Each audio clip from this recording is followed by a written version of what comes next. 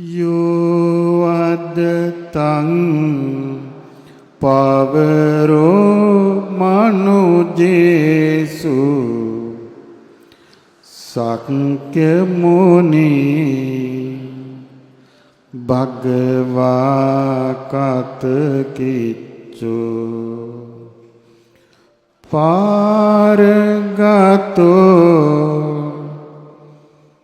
බලවිරිය සමංගේ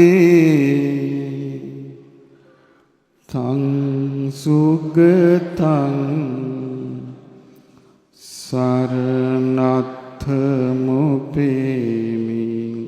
මේක කියන්නේ යෝ වදතං පවරෝ මනුජේසු. මනුජ කියන්නේ මිනිසා, මිනිස්සු. මනුජේසු කියන්නේ මිනිසෙන් අතර.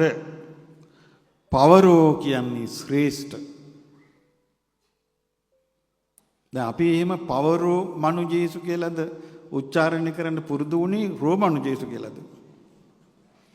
බලන්නකෝ අපි අධ්‍යාපනයේ මේ ටිකවත් වෙන් කරලා උගන්වන්න දක්ෂකමක් තිබුණේ නැහැ.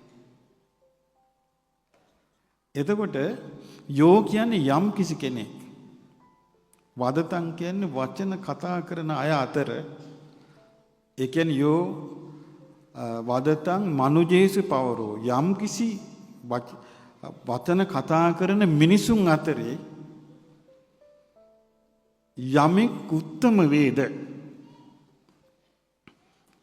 සක්්‍ය මුනි භගවා සාක මුනීන්ද්‍ර වූ භාග්‍යවතුන් වහන්සේ කතකිච්චෝ කියන්නේ කරන ලද කෘත්‍ය ඇත්තේය. ඒ කියන්නේ කළ යුතු දේ කොට අවසන්ව ඇත්තේය. මොකද්ද කළ යුතු දේ කොට අවසන්? කතකිච්ච කියන්නේ අවබෝධ කළ යුතු දුක්ඛාරි සත්‍ය අවබෝධ කොට අවසන්. ප්‍රහාණය කළ යුතු දුක්ඛ සමුදය ප්‍රහාණය කොට අවසන්. සාක්ෂාත් කළ යුතු දුක්ඛ නිරෝධය සාක්ෂාත් කොට අවසන්. වැඩි යුතු දුක්ඛ නිරෝධ ගාමිනී පටිපදා නම් වූ ආර්ය අෂ්ටාංගික මාර්ගයේ වඩා අවසන්. ඒකට තමයි කතකිච්ච කියන්නේ. රහතන් වහන්සේලාත් මේ වචනේ පාවිච්චි කරනවා. කතකිච්ච. ඒ කියන්නේ නිකලස් රහතන් වහන්සේ කියන එක ඒකේ අර්ථය. පාරගතෝ බලවිරිය සමංගී කියන්නේ එකතු